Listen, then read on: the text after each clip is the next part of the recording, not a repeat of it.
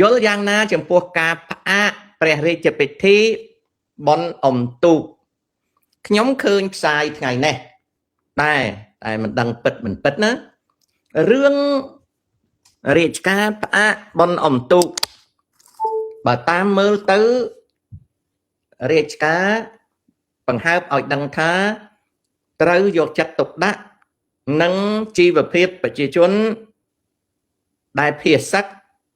ឬក៏ត្រូវដកថយចេញពីទីតាំងមួយចំនួនក្បែរព្រំដែនកម្ពុជាថៃឡង់ដែលសភាពការនៅក្តៅកគុកនៅឡើយដោយមូលហេតុនឹងហើយក៏ផ្អាកធ្វើបុណ្យអុំទូកបើតាមខ្ញុំគិតទៅ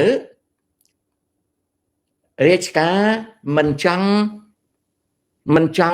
ឲ្យចូលដល់គៀកថ្ងៃបុណ្យស្រាប់តែវាមានកម្ដៅអីឡើងវានាំឲ្យប្រកាសផ្អាកភ្លាមវាអត់សមអញ្ចឹងហើយផ្អាកពីក្បាលពីដើមឆ្នាំទៅឥឡូវយើងបាន5ខែចូលខែ7ហើយណានឹងប្រហែលជារាជការគិតអញ្ចឹងអាហ្នឹងកត្តាមួយទៀតប្រហែលជារាជការគិតថាការចំណាយធ្វើបុណ្យនឹង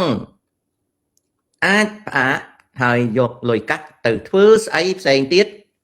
ដែលវាមានប្រយោជន៍ជាងហ្នឹងអាហ្នឹងក៏ជាកត្តាមួយអានេះខ្ញុំស្មានទេណានឹងតែប៉ុណ្្នឹងទេណាចំណែកខ្ញុំវិញបុណ្យអុំទូកបើមិនធ្វើក៏វាមិនអីដែរណានៅក្នុងពេលនេះខ្ញុំចង់ឃើញរាជការយកចិត្តទុកដាក់នឹងសេដ្ឋកិច្ច